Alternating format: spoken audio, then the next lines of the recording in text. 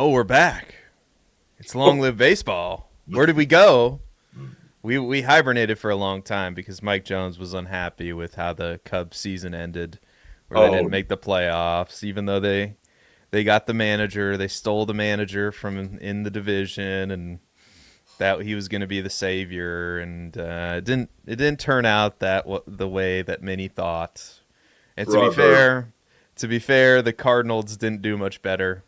So here we are. This is a show of lamenting, as Mike Jones said before the show began. This is a show of lamenting. The Dodgers get another bona fide starting pitcher, Japanese superstar, to add to their rotation. So how are you doing, Mike? Is this just going to be a pity party today, or what's going on? Brother, please. Like that's the only reason why we haven't been on the air. I mean, I'm wondering, what might be going on in the life of one Seth Dewald that would cause us to maybe not have enough time to put a show together or that kind of thing. But I digress.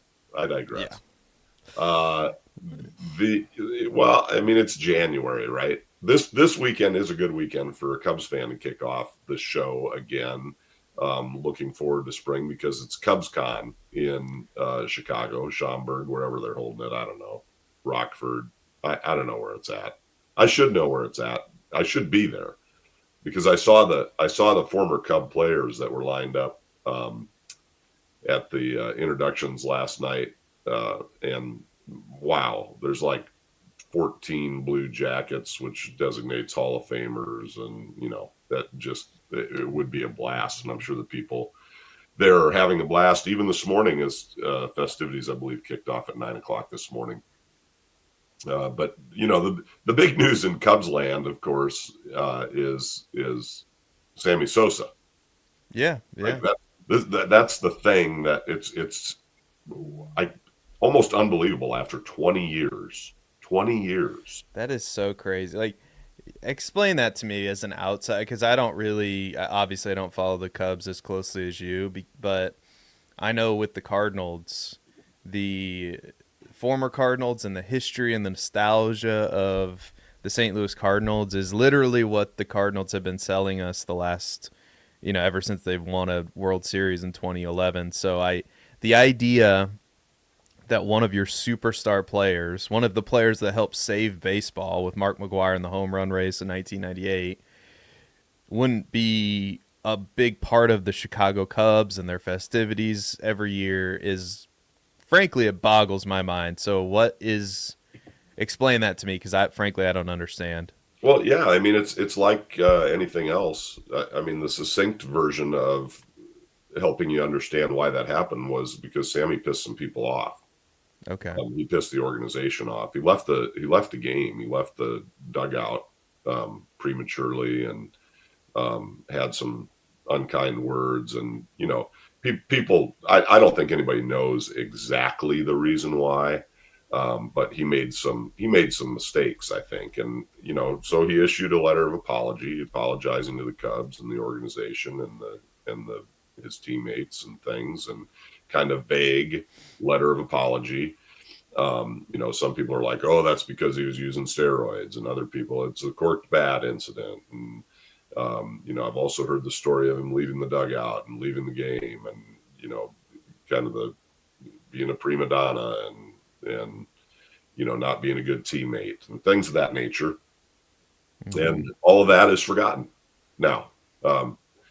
Sammy Sosa at 56 years old, 57 years old, runs out to the CubsCon crowd screaming and yelling his name, and he's running, which is more than I can do at the same age. So, it is exciting for Cubs fans because you're right. Like Sammy Sosa, and also they announced at CubsCon that he and Derek Lee are being inducted into they are the newest members of the Cubs Hall of Fame.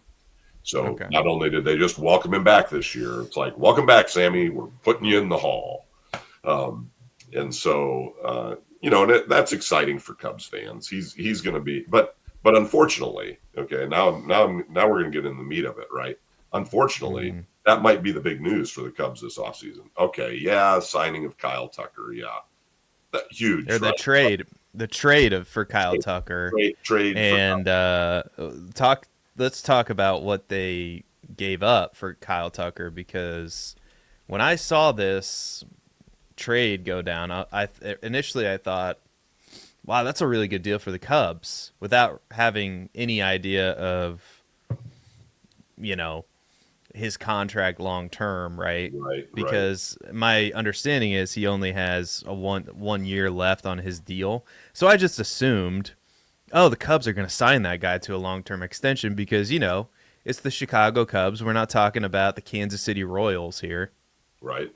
But I You mean, would this is think. You would legitimately think. one of the best hitters in baseball.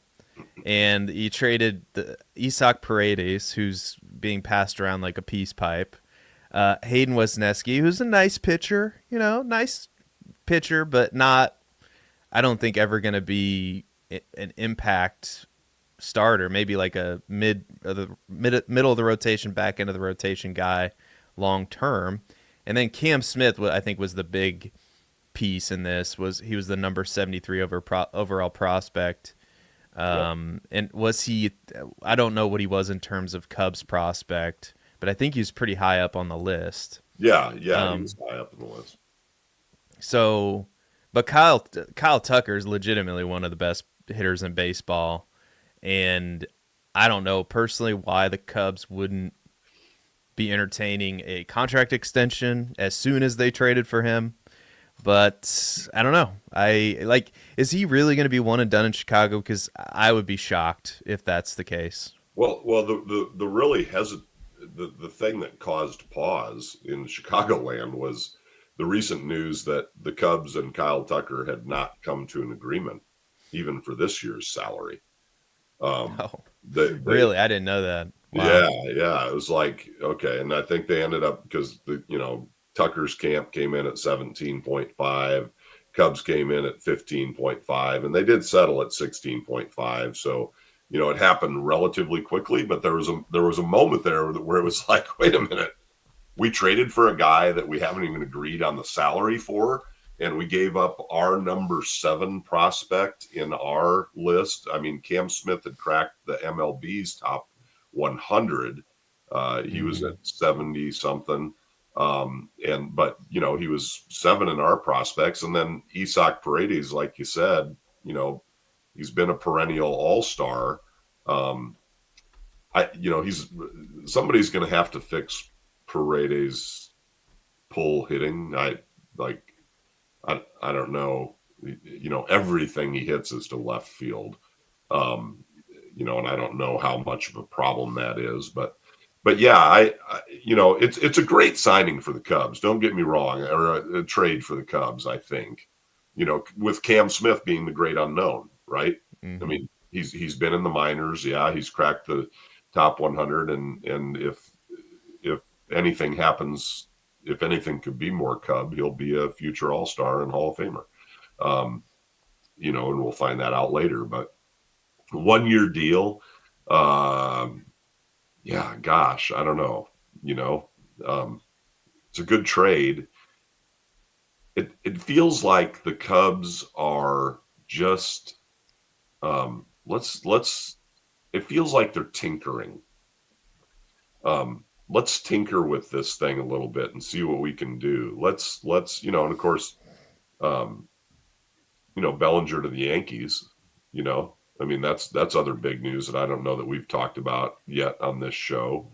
Um, and so let's tinker with this and tinker with that, and we've got prospects coming up, and it feels very, very different. And this is kind of, I don't know if this was our pre-show conversation or not, but it feels very different than what's going on in LA, for example, or with the New York Mets, for example, or with the Yankees, for example. And there's just this feeling that I get like, and I don't like the feeling. Like the feeling that I get is that we're going to end up with these, um, it's the major market teams, but they're so stacked now that we're going to end up with like these top four teams that are battling it out year in and year out because they're willing to spend the money and the taxes associated with it, and they're going to get all the greatest players in baseball, and then the rest of us are going to be tinkering, and it's really, I don't know if dare I say, I'm not sure I'm willing to stick around for 162 games season to watch the same four teams end up in the freaking playoffs every year. Or you know what I mean? Like, Well, I'm just waiting for the Cubs to join the arms race. Because I not too yeah, long ago I watched the 2004 documentary of the Boston Red Sox with when Theo Epstein was the general manager there, and Jed Hoyers. I don't know if you've seen that, but it's a fantastic documentary covering the Boston Red Sox who came back from 3-0 to the New York Yankees in the ALCS, and they just talked about how Boston and New York went about building their teams, and they were definitely competing for free agents. There was even a section in there where they talked about Alex Rodriguez and how he was almost a Boston Red Sox, and then he ended up agreeing. They ended up agreeing to a trade with New York, and how heartbroken Theo was. But Theo's not averse to, or Theo Epstein was not averse to making big moves and taking big risks, right, right, and like I think maybe the biggest risk he took was trading Nomar Garciaparra away, who right. was a huge star in Boston, and then you look at what happened to him afterwards, and he really didn't do that much of anything. And the two players that he got in return, Orlando Cabrera and Doug Minkiewicz, I think is how you say his last name, really shored up the defense. Cabrera provided defense at short, Minkiewicz provided defense at first.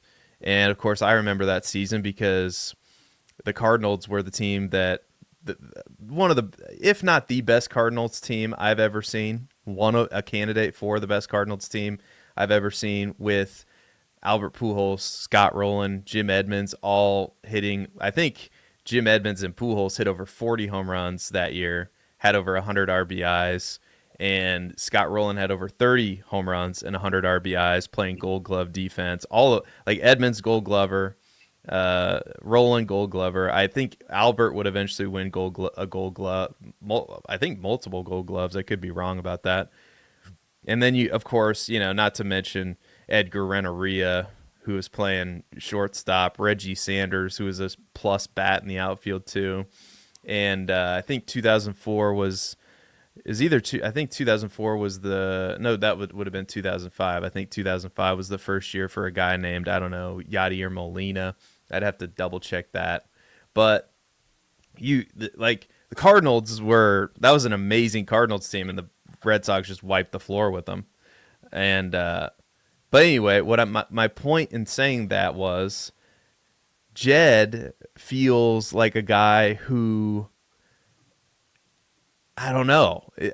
Like this is a big move for Kyle Tucker, but from an outsider's perspective, and you're talking about this feeling that you have as a fan, and it's a very similar feeling to the one I've had as a Cardinals fan, where it feels like you're doing just enough to appease the fans. You're not really stepping into the arena with the Yankees, the Mets, the Dodgers. Well, nobody's really in that arena because that's insane. But you get what I'm trying to say here is Yeah, you're the Chicago Cubs, and I'm always kind of fascinated as especially as a Cardinals fan, and I know the Cardinals are a mid-market team, so they'll never be in this conversation. At least I don't think so. They're always going to have to be a draft and develop team. But I'm always fascinated that the Cubs, with Wrigley Field and that cash machine that they have, and the marquee network and all this, that they never enter that conversation. It seems it's fascinating to me because I would have thought that Kyle Tucker, the minute you trade for him, okay, what do you want? $400 million deal, $500 million deal? I don't know. right, right. If that's the cost of doing business, that's the cost of doing business. and you're not going to be on these other high price free agents either. So I Yeah. guess you're a draft and develop team, but you're somewhere in between. You're also trading for big stars. Like, are you just going to be the team that trades for big stars and lets them get signed by the Dodgers once their contract expires? I don't know. Right. I Yeah. don't know. Yeah, well, and I mean, I or the Yankees, right? Like Or Cody the Bellinger, Yankees, like right? like, Yeah, and so, um, and there wasn't a whole lot of news about the Bellinger to the Yankees thing. It was like, it's kind of an afterthought. Yeah, yeah, okay, well, Cody's gone. yeah, But part of the reason for that, I think, is PCA, right? I mean, PCA proved himself last year, and came along quite well, and I think will continue to grow. Now, the other part of this Tucker trade, you talk about, making the big move. The Ricketts just aren't going to do that. Like, they're conservative. I think, in their, I mean, they're financial trading people, they're investors, they're, that's who they are, TD Ameritrade or Invesco or whatever they are now. I don't know. But that's part of the DNA of the organization now. That's who owns the organization. hmm Even when we made the run to win the World Series in 2016, which seems like forever ago, by the way. Um, uh, Even when we made that run, it wasn't like we went out and got some superstar.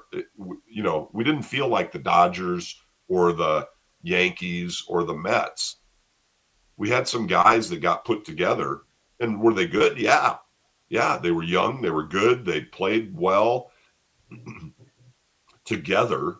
Ben Zobrist, I think you'd have to say was the biggest. John Lester. I mean, those two were the biggest signings, but it wasn't like they were, uh, Juan Soto or Shohei. They just, like, doesn't feel like it's on the same caliber, right?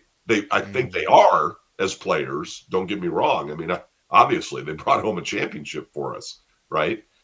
They are that kind of caliber player, but when you look at them, you don't think they're going to be on the cover of MLB The Show. The closest thing we had to that, and the one who was Javi Baez, right? And look at Javi yeah, now, right? So, hmm but Kyle Tucker, the thing that excites me about the Kyle Tucker trade is that we still also have, say, a Suzuki. And so you've got Suzuki and Tucker in right, Happ in left, PCA in center.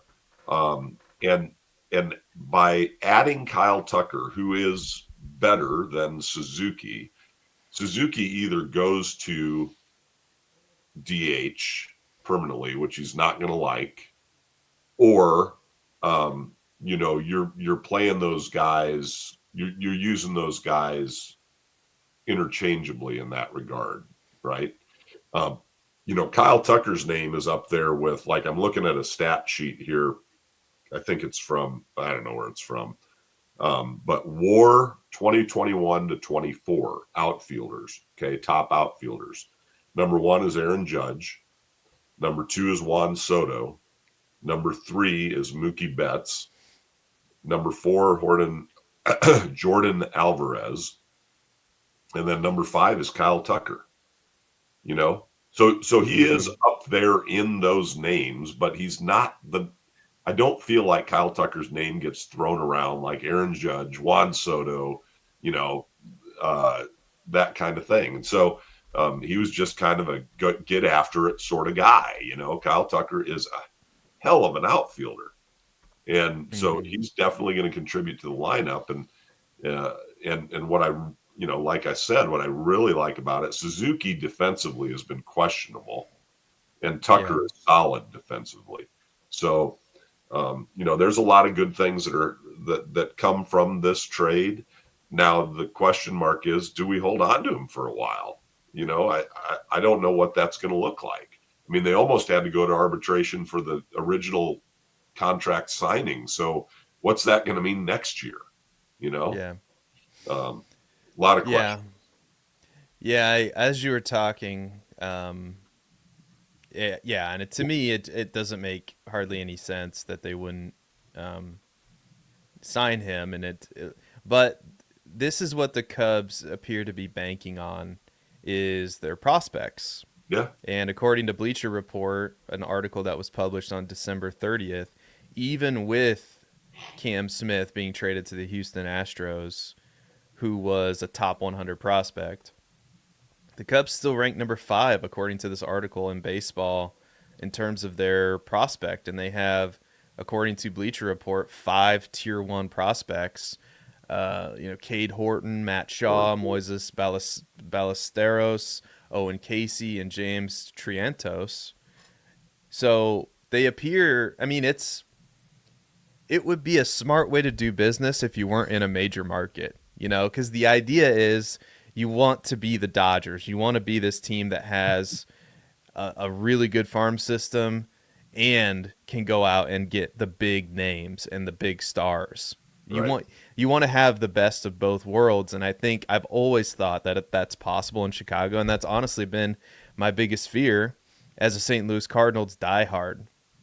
So the fact that you're not doing it, and the fact that you appear to be haggling over let's face it, $2 million in this case, which obviously to you and me, $2 million is life changing, but to a baseball team, it's a drop in the bucket. It just feels like I for lack of a better way to say it, beneath the Cubs to do something like that. I don't know, and Yeah, maybe it's smart, to get the most value for your dollar. Maybe, I mean, that's smart on the face of it, but not when you're the Chicago Cubs, and that's something that's always baffled me. So again, you can look at the depth chart and you would know it better than I do. And there's talk of them signing a third baseman, which we can talk about as well. But as of right now, it's my understanding Matt Shaw is at least going to compete for yeah, the third base job. Cade Horton, I would assume he's in the conversation for being in the rotation. I would think. I'm not sure. It would appear that Owen Casey is just going to have to wait because Pete Crow Armstrong, Kyle Tucker, Seiya Suzuki are probably going to play the outfield.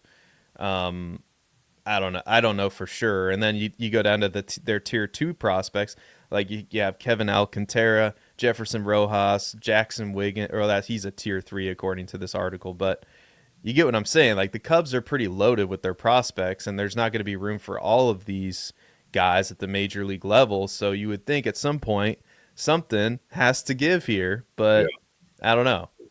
There's two things that what you said that makes me think of, um, there's two sides of me. There's the feeling side of me, right? Mm-hmm. Like Mm-hmm. like I feel like this, and then there's the practical side of me.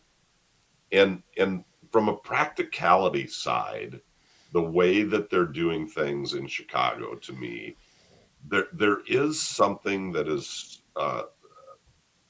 kind of strangely consistent about the types of players that the Cubs acquire.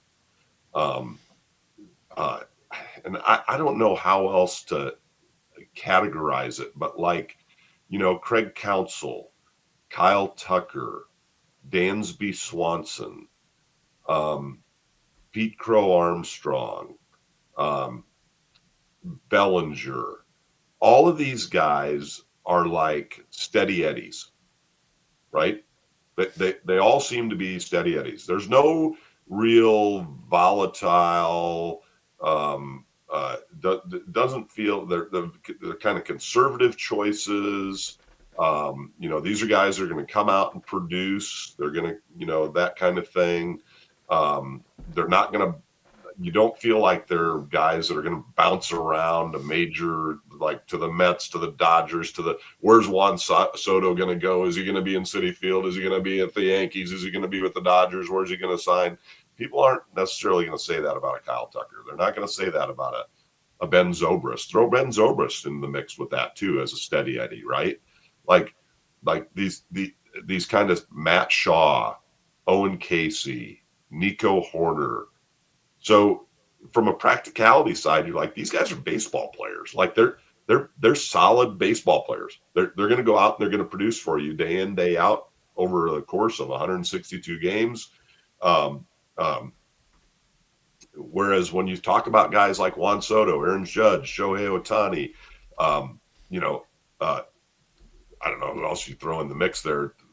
Fernando Tatis, you know, uh, are those guys steady eddies, or are they like, Javi Baez's who like coming flat? Are they Yeah. going to last in the long term? Those are the kinds of things that I don't know. There's a feeling about that. I don't know if there's a practicality with the Cubs and I don't know if practicality is even the right word. Maybe conservative is the right word. You know what I mean? In the Yeah. choices that they're making, because certainly Juan Soto is a huge splash, right? That would be wow. That would be a huge move, uh, Mm-hmm.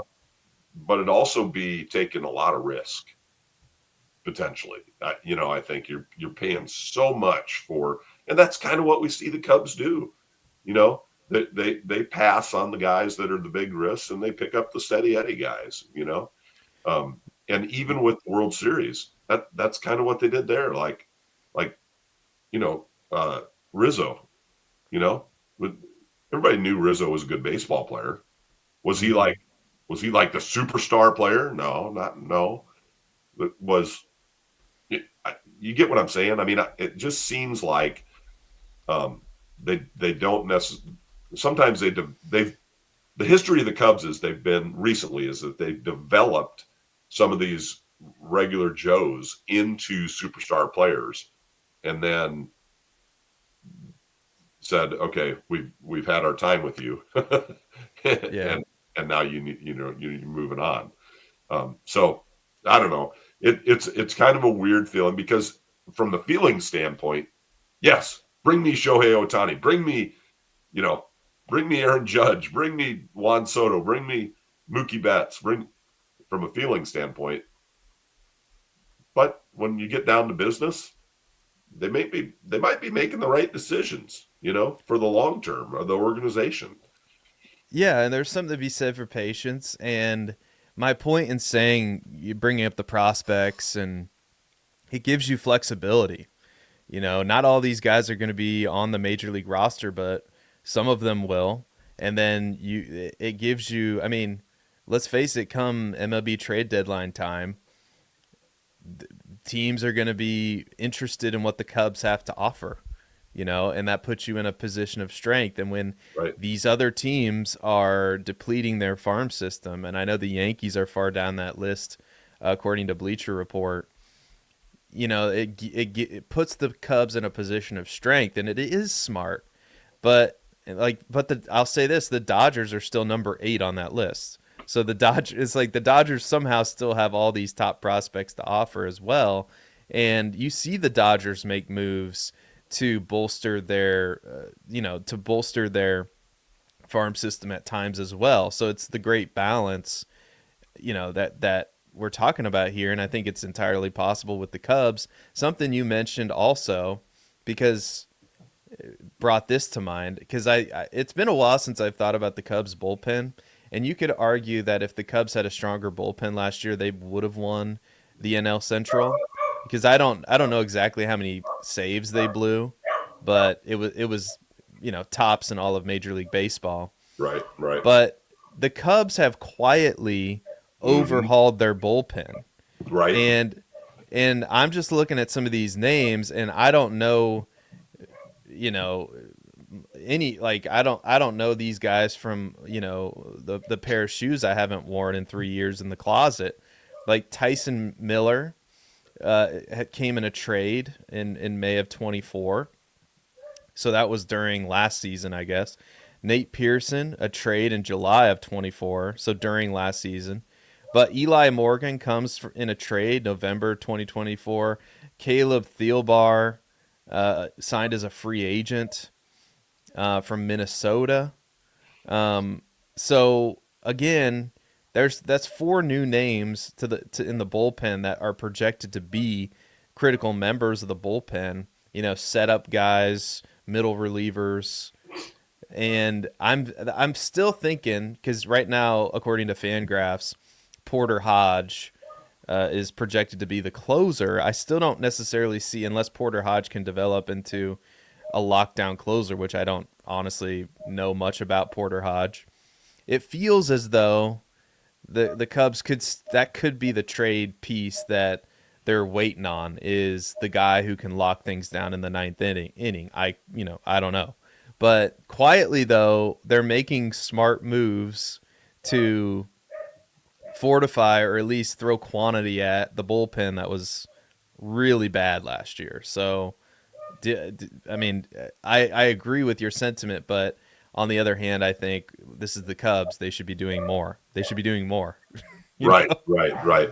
And sorry about the idiot dog in the background here, if you can hear him No, barking. that's all right. That's Uh, okay. but We'll clean it you up know, in post. what this means is, and that the postman's here, and the other quiet acquisitions that the Cubs have made, not only for the bullpen or for the starting rotation, and that's Matthew Boyd and Colin Ray, who came Yeah. from the Brewers. And so, while we don't know a lot of these names like Cody Podit and Matt Fiesta and Eli Morgan, who are going to be, coming into the bullpen to solidify things, there's a lot of names there. Like, think about that. Caleb Thielbar, Rob's I can't say the Z name. Zastry, I can't say it. I don't know. I don't even know how to pronounce this. Zastryzny. There's no vowels. There are no vowels in that name. How can you have a name with no vowels? I don't know. Somebody help me. Zastransky. There you go. Zastransky. That's what we'll call him. We'll call him Z. Matt Fiesta, Eli Morgan, Cody Podit. So there's your bullpen, building up the bullpen. And Matthew Boyd and Colin Ray are probably in the rotation with Jamison Taillon, Justin Steele, and Shota Imanaga. So, Mm-hmm. it's not like, and all of that, like you mentioned, seems to be a quiet kind of thing going on in the background. Again, conservative, no big splashes, no big, big signing, no, it just, it's just kind of quietly happening. And I feel like that's kind of the thing that happened in Milwaukee, when our manager was there. It just Yeah. kind of quietly happened. It was like, how in the hell do Brewers get to be so good? Well, Like, and they're still doing it. They're still doing it without him too. yeah, So it absolutely. but the difference there is it's not you're not the Brewers. The whole appeal of coming to the Cubs would be you have much more money to spend, but it would appear as though you're not spending it. I don't know. I'm Yeah, just yeah, I get you. I get you. so it and I'm looking at the payrolls right now. According to Spotrax or however you say it, the total payroll for the Cubs, they rank 12th right now, and obviously a lot can change because these rosters aren't necessarily set yet. We're recording this on January 18th. I'll just list off the top spenders. All right, so Philadelphia is actually number one at 279 million. Yankees, then the Dodgers. I can't believe the Dodgers are not number one. Maybe it'll change after this latest acquisition. Then the Mets, then Houston Huh. is actually fifth. Then Texas, then Toronto, then San Diego, then Atlanta, then the Angels. Oh my gosh. Imagine being an Angels fan. And then Arizona, then Chicago. And then, San Francisco, Boston, Baltimore, Seattle, Minnesota, and then we get to the Cardinals, who are 18th on that list right now. But I would never expect the Cubs to be outside the top 10. And I'm not saying spend money for the sake of spending money, because Lord knows the Cardinals have done that in recent history. Like, oh, let's bring in Lance Lynn and try to put a Band-Aid on a gunshot wound that is the starting rotation. But like, I at some level, you do have to spend money. And I think it would be wise to spend money on a superstar caliber player to keep them around for. And it just feels like the Cubs are trying to find the bargain bin superstar. you know. And Uh-huh. it's such a thing does not exist. I'll just reveal the mystery right now. So I don't know. But at the same time, again, I know you have that feeling, but Dansby Swanson's not a bargain bin superstar. Dansby he's a superstar. Kyle Tucker is not a No, he bargain. doesn't. He doesn't. He doesn't play like a superstar. Well, He's never really hit like a superstar. But I he see what you. I get your sentiment. he played like. First of all, Dansby Swanson was playing hurt last year. And, Okay. and I think a lot of us didn't know that. He had off-season surgery this off-season. And there's not a lot of talk about what it was or anything like that. So that's interesting to me. If I had to guess, it was a hernia. Okay. A hernia of some sort. I don't know, but that's just a completely wild guess based on absolutely no facts. Kyle Tucker is a superstar. We're gonna have Kyle to get. Tucker is a superstar. Yeah, we're gonna have to get a drop. That's just a guess based on absolutely no facts. But Yeah, anyway, go ahead. I like that. That's Yeah. that's what this show's all about, isn't it? I mean, I, it's about I talking guess baseball. so. It's about talking baseball. Yeah. So But for his career, yeah, go ahead. Keep no, go going. ahead. Go ahead. For his career, according to Baseball Reference, he's a 252 hitter. Um, Around you're talking like on his best in his best seasons 22, 25, 27 home runs, your 80, 90 RBIs. If he plays above average defense, which is I believe is what he's known for, then that's a really really good player, Right. potential all-star. So yeah, I mean, if you throw enough of those guys together, I suppose you have a really good team. And I think the Cubs are going to be a really good team. And if you're asking me right now, they'd be my pick to win the division. Obviously, there's a long way to go, but and they have the ammunition to basically trade for whoever they want to trade for. They just traded for Kyle Tucker, and they still have the number 5 uh, prospect pool in baseball. Right. But you're just kind of it almost feels, and this is the optimistic viewpoint here. It almost feels like they're waiting for the right opportunity with a young talented superstar, whoever that might be, or a player that wants to be in Chicago who's willing to take a lot of money but maybe not the I don't know, $500 million contract. And it just feels like they're doing the best that they can to put a really good baseball team on the field. And I would argue it would have been a playoff team if it had not been for the fatal flaw of the team, which ended up being the bullpen. Bullpen, yeah.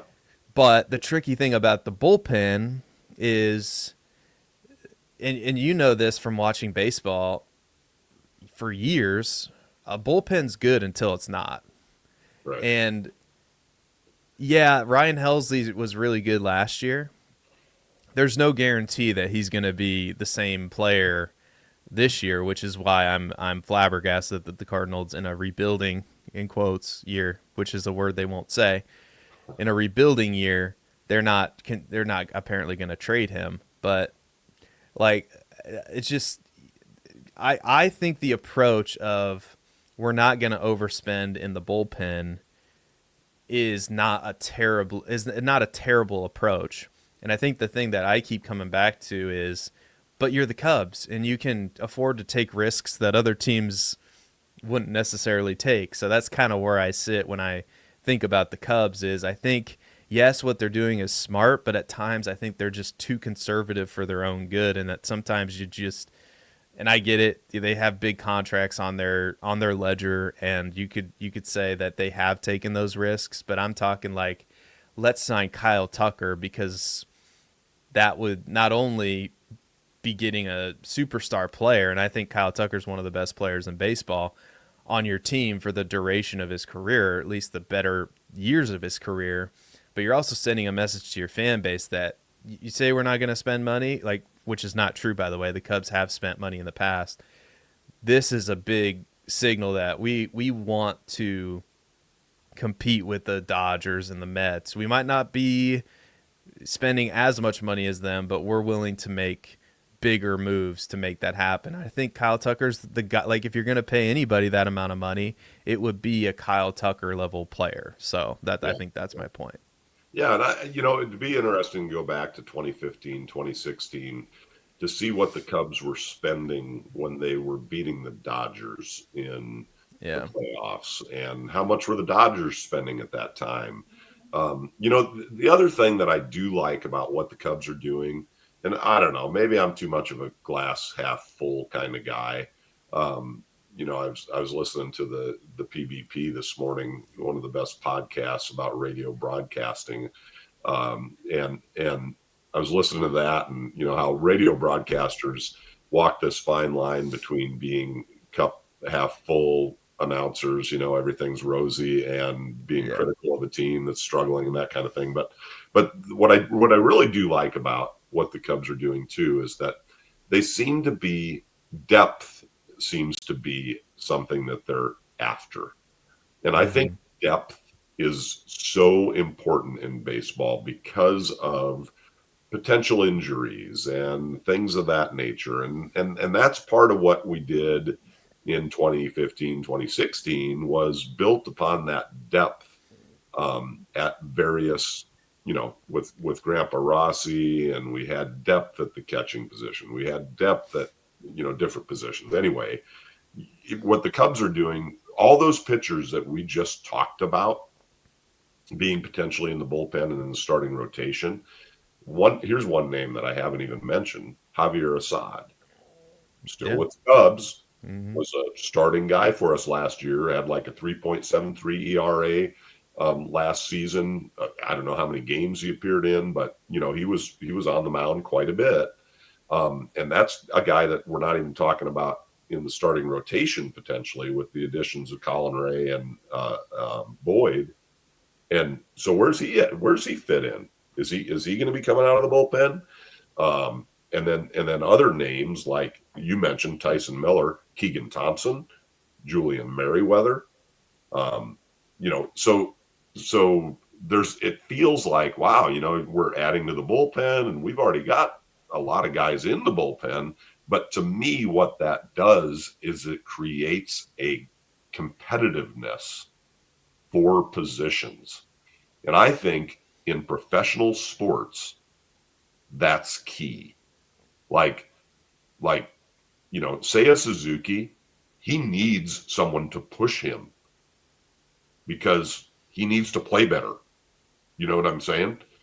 Uh, Yeah. Yeah. so I think that having that depth is huge, and it gives you options as well. And so I like that, and so I like the direction that the Cubs are heading. I mean, I think we're trending in the right direction on all fronts. While fans are out there, like you say, I think dying for who's the big signing, going to be. Mhm. I think that I'm okay with it. Stay the course, keep doing what we're doing. We're gonna have a good ball club. We're gonna be competitive. And it doesn't take much then come trade deadline time to say, okay, what's our missing piece? Let's make it happen. Yep. And that's when you know, that's when you make the big move, right? Yeah. Um, Yep. and so I like that idea because you make that big move right now. Go ahead, have your $600 million player at the beginning of the season, and God forbid, but and then he sprains his back on a routine play on the 53rd game of the season, and Mhm. where you at? You Yeah. know, um, so I'm all right. Yeah.